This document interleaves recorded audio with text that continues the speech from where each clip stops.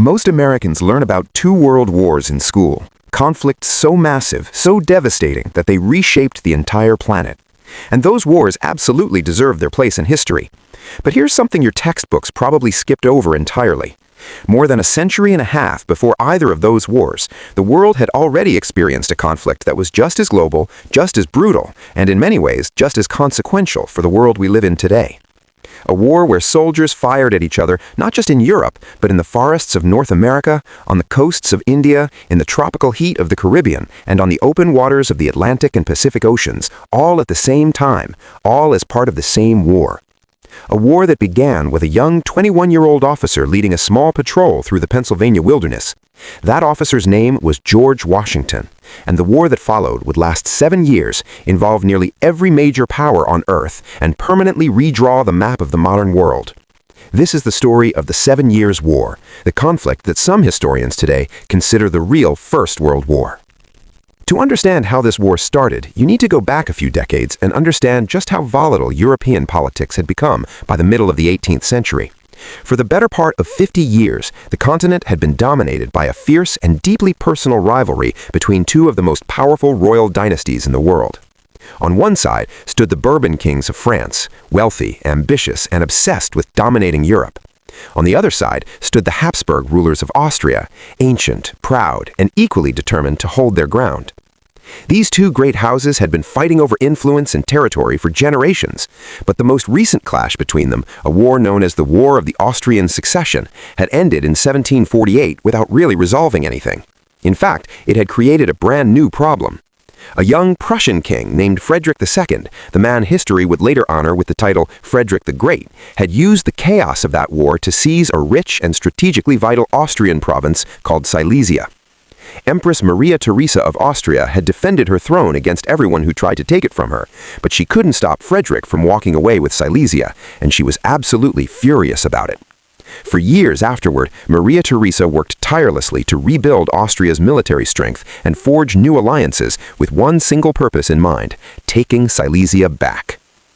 The peace treaty signed in 1748 was supposed to settle things down. Instead, it left every major European power simmering with unresolved tension. Nobody was truly satisfied. Nobody was truly at peace. The continent was a powder keg, and everyone knew it. Then came one of the most stunning diplomatic reversals in all of European history. By the mid-1750s, the old alliance system that had governed European politics for decades had completely collapsed. Austria, furious at Britain for what it saw as a failure to properly support its interests during the previous war, broke off their long-standing partnership. In what shocked nearly every court in Europe, Austria reached out to France, its centuries-old enemy, and the two powers discovered they had more in common than they had ever admitted. Austria wanted Silesia back. France wanted to neutralize Prussia and protect its growing overseas empire. A deal was struck.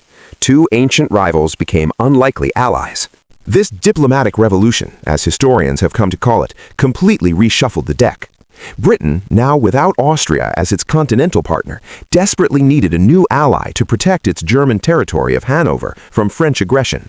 And so Britain turned to Prussia, the very power that Austria and France now both wanted to crush. Frederick the Great needed British money. Britain needed Prussian soldiers. The two struck their own alliance, agreeing to support each other against the gathering storm. Russia, ruled by Empress Elizabeth, who by many accounts had a fierce personal dislike of Frederick the Great, maintained its partnership with Austria. Sweden sided with Austria and France as well. The lines were drawn. A new war was coming. The only question was where it would begin. The answer turned out to be somewhere no European monarch would have expected: deep in the forests of western Pennsylvania. For well over a century, Britain and France had been competing for control of North America. The British had built up a prosperous and growing civilization along the eastern seaboard. The 13 colonies stretched from Georgia in the south to the rocky shores of New England in the north, and by the 1750s had a combined population of roughly 2 million people. Britain had also recently taken control of Nova Scotia and Newfoundland from France after an earlier war, giving it a firm foothold in Atlantic Canada as well. France, meanwhile, had staked out a massive territorial claim across the interior of the continent. French explorers and fur traders had pushed deep into the wilderness, laying claim to the St. Lawrence River Valley, the Great Lakes, and the entire Mississippi River Basin, a vast, sweeping arc of territory that essentially surrounded the British colonies on 3 sides. The total French colonial population in North America, however, was barely 100,000 people. France's empire was huge on paper, but dangerously thin on the ground. The two empires were on a collision course. As British colonists began pressing westward in search of new land and new opportunity, they kept running up against French soldiers and French forts standing in their way. The most provocative of these was Fort Duquesne, built by the French in 1754 at a strategic river junction in what is now Pittsburgh, Pennsylvania. The British colonial authorities viewed this as a direct violation of their territorial claims and sent diplomatic protests. The French ignored them. So Virginia's colonial governor decided to send soldiers instead. The man he chose to lead that mission was a 21-year-old lieutenant colonel in the Virginia militia named George Washington, the same man who would one day lead the Continental Army and become the first president of the United States. At this point in his life, Washington was young, eager, and largely untested in battle. Washington led a force of colonial troops and Native American allies westward through the Pennsylvania wilderness toward Fort Duquesne. On the morning of May 28, 1754, his scouts located a small detachment of French soldiers encamped in a forest clearing. Washington made the decision to attack. In the brief and violent skirmish known today as the Battle of Jumonville Glen, the French party was surrounded and overwhelmed. The French commander, Ensign Joseph Coulon de Jumonville, was killed along with several of his men. Washington had started a war. The French responded quickly and in force. Just over a week later, a much larger French column tracked Washington's men to a hastily built position called Fort Necessity. Washington's troops were outnumbered, exhausted, running low on ammunition, and completely exposed in an open meadow. After a day of heavy fighting in the pouring rain, Washington was forced to surrender. It was the only formal military surrender of his entire career. He was allowed to lead his surviving men back home, but the message from France was unmistakable: back off. These two engagements lit the fuse. The conflict that grew out of them, called the French and Indian War in American history, would soon merge with the much larger global conflict that was about to erupt. News traveled slowly in the 18th century. Word of the frontier skirmishes eventually reached Europe, where it was distorted, exaggerated, and spun by the press on both sides. Neither Britain nor France was ready to formally go to war just yet, but both began quietly preparing. Britain sent additional troops to North America in 1755 under Major General Edward Braddock, with orders to capture Fort Duquesne by force. The expedition was a disaster. Braddock led nearly 2,000 soldiers through the wilderness in a massive column, organized for the kind of open-field European warfare they were trained for. When the French and their Native American allies ambushed them in the forest near Fort Duquesne, the result was catastrophic. Braddock himself was mortally wounded. Nearly 1,000 of his men were killed or wounded. It was one of the worst British military defeats in North American history. Meanwhile, the situation at sea was rapidly deteriorating. The British Navy began harassing French merchant and military shipping long before any formal declaration of war. British Admiral Edward Boscawen fired on French naval vessels crossing the Atlantic in the summer of 1755, capturing ships and sailors and setting up naval blockades around French ports. France responded in April 1756 by launching an invasion of the British-held island of Minorca in the Mediterranean. Britain finally declared war on France formally on May 17, 1756, and sent a naval force under Admiral John Byng to relieve the besieged British garrison on the island. Byng fought an inconclusive battle with the French fleet and then controversially withdrew. Minorca fell to France. The outrage back in Britain was volcanic. Byng was court-martialed, charged with failing to do his utmost against the enemy, and executed by firing squad the following year. The great French philosopher Voltaire, horrified by the execution, famously wrote that in England it is considered wise to kill an admiral from time to time to encourage the others. France formally declared war on Britain in June 1756. But the conflict in Central Europe, the war that would involve virtually every major European power, had its own separate and equally dangerous origins in the unresolved rivalry between Prussia and Austria over Silesia. Frederick the Great understood that time was not on his side. With Austria, France, Russia, and Sweden all aligned against him, and Britain only able to offer financial support rather than armies on the continent, Frederick recognized that if he waited for the coalition to fully mobilize and attack him on all sides simultaneously, Prussia would be crushed. His only chance was to strike first, fast and hard, to knock out at least one of his enemies before the others could close in. In August 1756, Frederick marched his army into Saxony, an electorate allied with Austria and France. His strategic plan was bold: advance through Saxony into the Austrian heartland of Bohemia, deliver a decisive knockout blow to the Austrian army, and then turn to deal with the Russians before they could fully mobilize.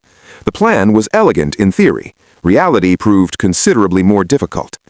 At the Battle of Lobositz in October 1756, an Austrian force of 33,000 men under General Maximilian Ulysses Browne fought Frederick's advance to a bloody standstill.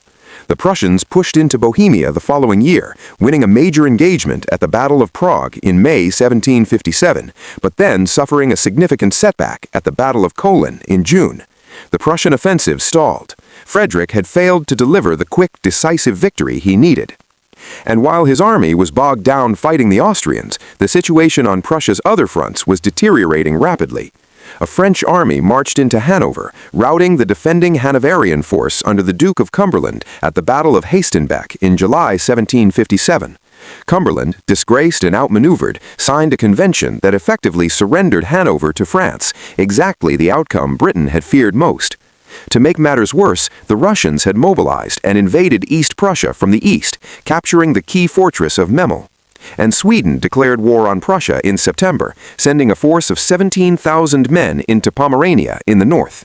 By the end of the summer of 1757, Prussia was fighting on three fronts simultaneously: Austrians to the south, French to the west, Russians to the east, and Swedes to the north.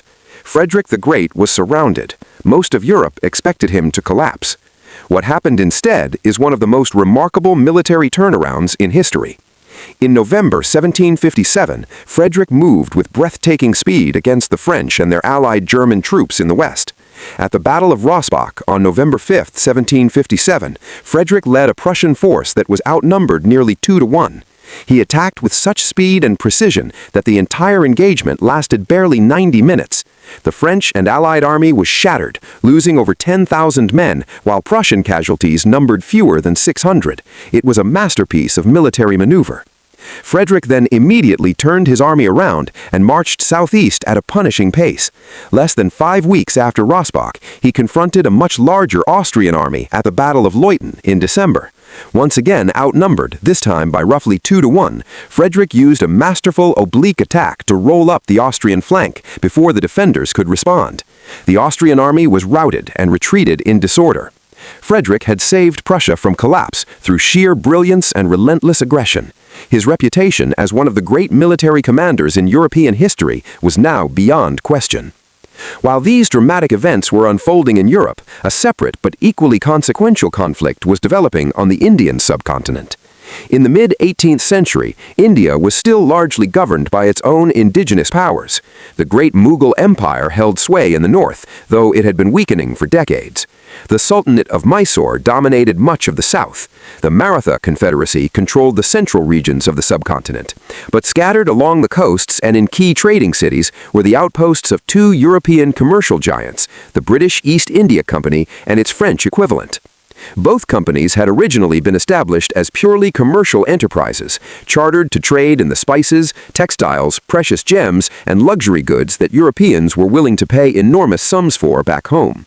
But commerce and military power went hand in 18th century India.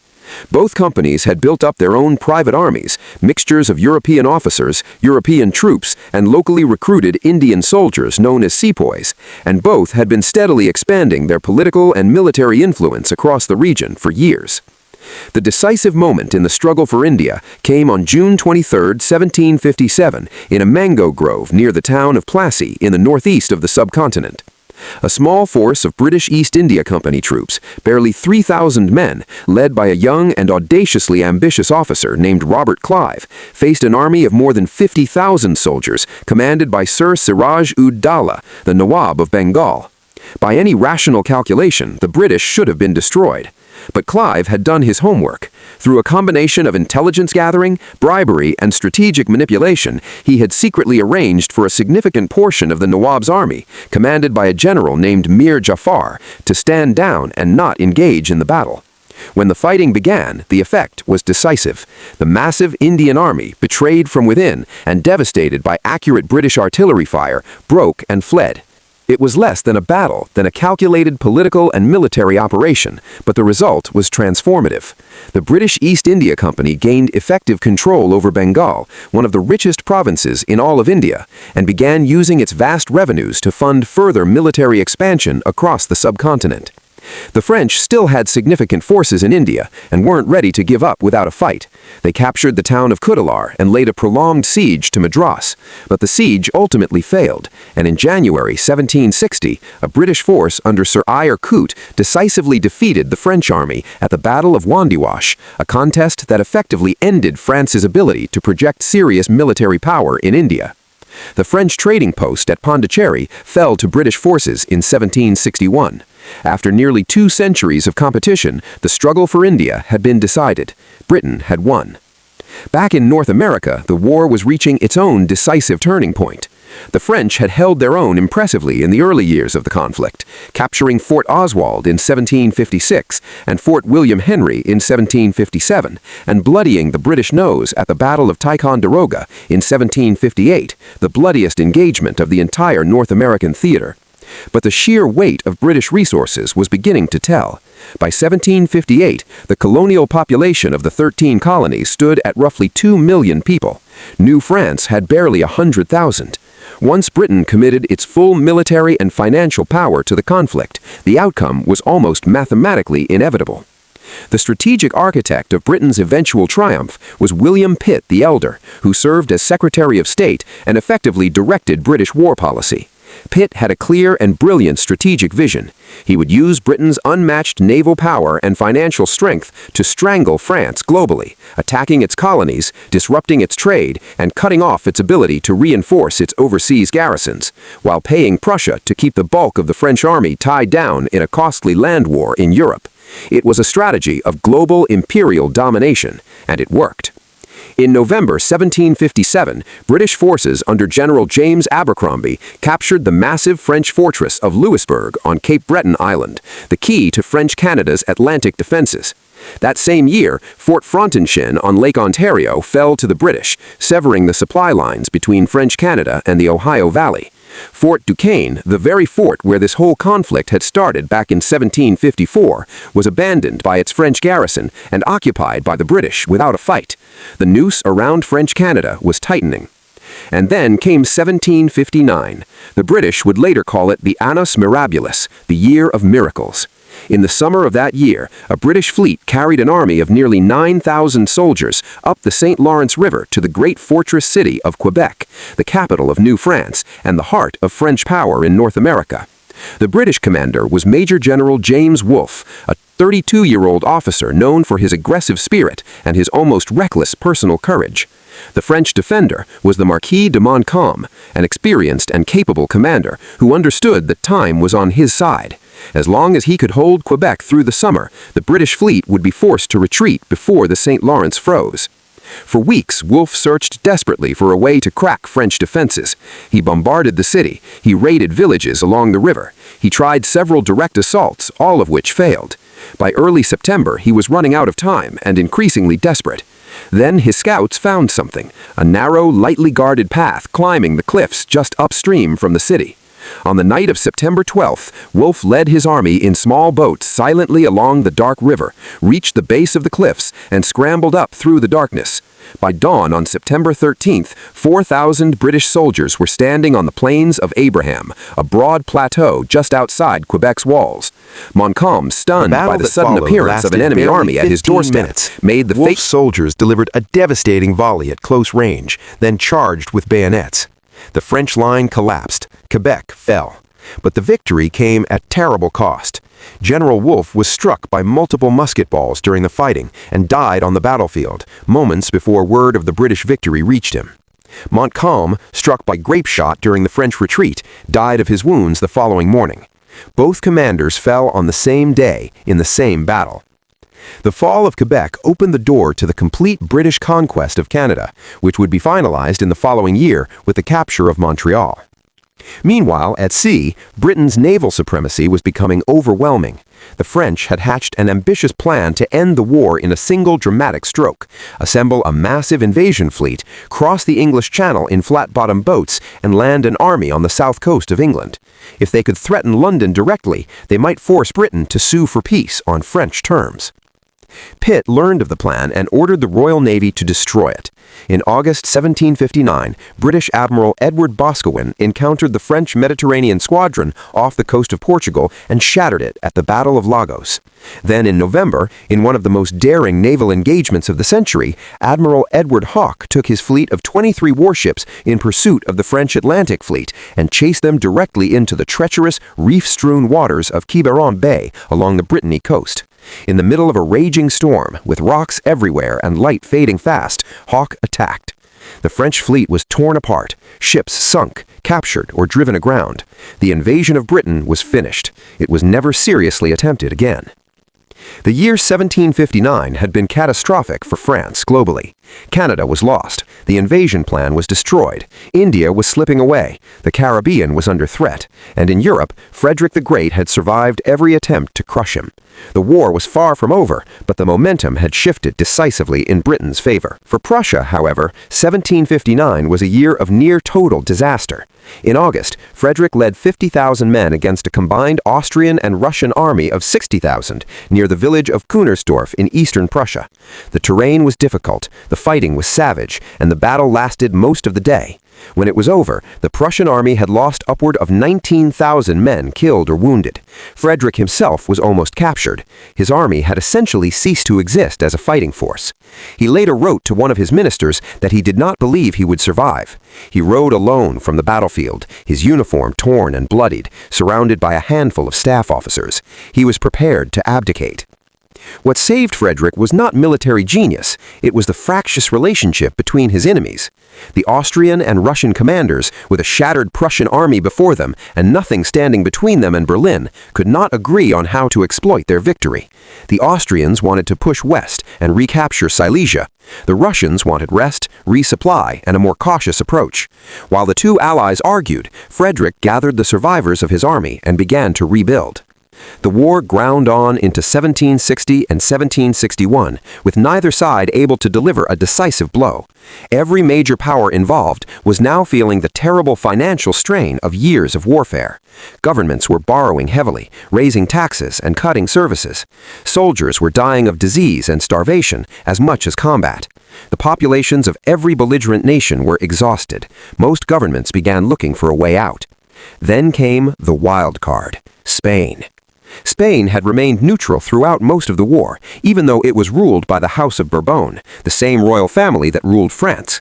But in 1759, Charles III ascended to the Spanish throne. He looked at the situation and didn't like what he saw. If Britain won this war decisively, it would emerge as the dominant colonial power not just in North America, but throughout the Caribbean and beyond. And Spain had enormous colonial possessions in the Americas that would then become very tempting targets.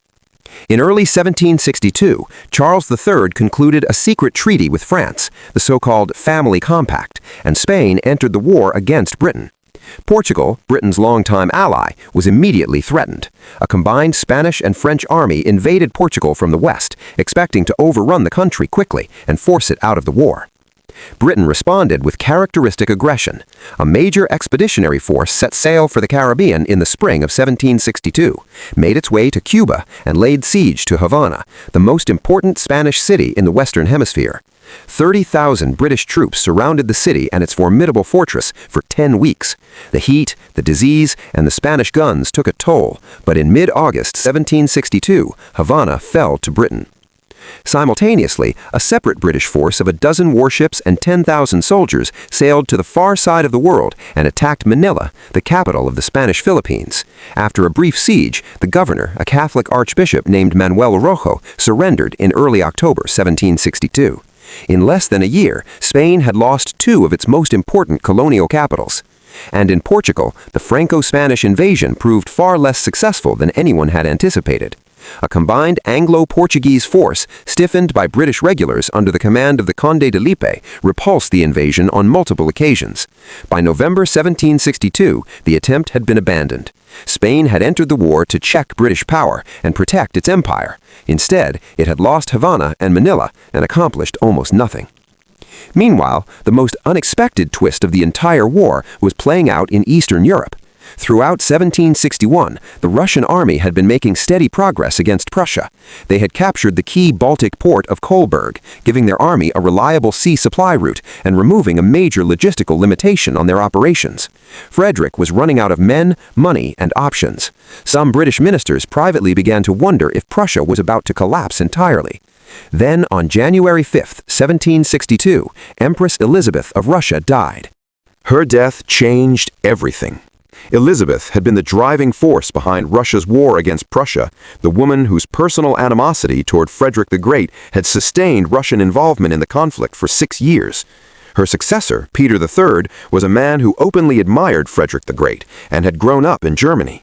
Peter had no interest in continuing a war against his hero. Within months of taking the throne, he pulled Russia out of the war entirely, returned all the territory Russia had captured from Prussia, and even offered Frederick the use of Russian troops. It was an astonishing reversal of fortune, one of the most dramatic diplomatic pivots in European history. Frederick, who had been on the edge of total defeat just months earlier, suddenly found himself with the pressure lifted from his eastern flank. He quickly negotiated a separate peace with Sweden, which also withdrew from the war. Now able to concentrate his forces, Frederick went back on the offensive, recaptured much of Silesia from the Austrians, and restored his military position substantially. Peter III was himself overthrown and murdered within months of taking the throne, replaced by his wife, a German princess who became Catherine the Great. Catherine pulled Russia back to a more neutral stance, neither helping Frederick nor rejoining the war against him, but the damage to the anti-Prussian coalition was irreversible. Without Russian armies pressing from the east, Austria could no longer maintain the military pressure needed to crush Prussia. The war in Europe was effectively over. France, exhausted and broke, its empire shredded and its navy destroyed, had no more appetite for fighting. In late 1762, serious peace negotiations began among all the major belligerents. The results were formalized in 2 separate treaties signed within days of each other in February 1763. The first was the Treaty of Hubertusburg, concluded between Prussia, Austria, and Saxony. It was in many ways anticlimactic. Both sides had fought themselves to exhaustion, and the treaty essentially returned everything to the pre-war borders. Prussia kept Silesia. Austria accepted the loss. The 7 years of fighting in Central Europe had cost hundreds of thousands of lives and changed almost nothing on the map of Europe itself, except to confirm that Prussia was now undeniably a great power, the equal of Austria, and a force that would reshape European politics for the next century. The second treaty, the Treaty of Paris, was an entirely different story. Signed between Britain and Portugal on one side and France and Spain on the other, it was an unambiguous and sweeping British victory of historic proportions. France surrendered virtually all of its territory in North America east of the Mississippi River to Britain. The vast wilderness of Canada, the Ohio Valley, the Great Lakes, all of it became British. The territory west of the Mississippi, known as Louisiana, was given to Spain as compensation for its losses during the war. France's century-long dream of a great French empire in North America was finished, destroyed, gone. In the Caribbean, France's valuable sugar-producing islands of Guadeloupe and Martinique were returned to it, a decision that revealed just how economically important those colonies were to France. When forced to choose between keeping Canada or keeping its Caribbean islands, France chose the islands. The sugar revenues were simply too valuable to give up. In India, the peace terms were somewhat ambiguous, but the reality on the ground was clear. The British East India Company was now the dominant foreign power on the subcontinent. France retained a small presence, but it was a shadow of what it had once been. The competition for India was, for all practical purposes, over. Spain recovered Havana and Manila under the terms of the treaty, but only in exchange for giving Britain control of Florida. It was a poor bargain for Spain, which had gained almost nothing from its year of fighting and had lost its 2 greatest colonial capitals in the process. The 7 Years' War was over, and the world that emerged from it was fundamentally different from the one that had existed before. Britain stood alone at the top of the global order, the undisputed master of the seas, in possession of the largest colonial empire in history, with its rivals weakened, its navy unchallenged, and its commercial interests extending to every corner of the globe. It was the birth of the British Empire in its most recognizable form. But victory came at an enormous price. Every nation involved had been financially devastated by 7 years of global warfare. Britain, in particular, had accumulated staggering debts from funding its own campaigns while simultaneously subsidizing Prussia's war effort in Europe. Someone had to pay for it, and the British government looked across the Atlantic at its prosperous North American colonies and decided that they should bear a share of the cost. After all, the war had been fought in part to defend them. New taxes were imposed. The Stamp Act, the Townshend Acts, one piece of legislation after another descended on the colonies, each one generating more anger and resistance than the last. The colonists' argument was simple and powerful. They had no representation in the British Parliament, and therefore Parliament had no right to tax them. It was a principle they were prepared to die for. Within 12 years of the end of the 7 Years' War, the American colonies had erupted into open rebellion. The American Revolution had begun. And it didn't stop there. France, humiliated by its losses and deeply in debt, saw the American Revolution as an opportunity for revenge. It poured money, weapons, soldiers, and ships into the American cause, not out of any great love for the ideals of liberty, but because weakening Britain served French strategic interests. Spain joined in. The Netherlands joined in. One by one, the nations that Britain had defeated or alienated during the 7 Years' War came together to help the American colonists break free. The war that had begun in a Pennsylvania forest with a young George Washington ambushing a French patrol had ultimately helped create the conditions for that same George Washington to lead a revolution against his own king. The consequences of the 7 Years' War stretched forward through decades and across continents, touching everything from the founding of the United States to the decline of the French monarchy, from the rise of British India to the reshaping of Europe's balance of power. It was, in every meaningful sense of the word, the first truly global conflict in human history, and its echoes can still be heard today.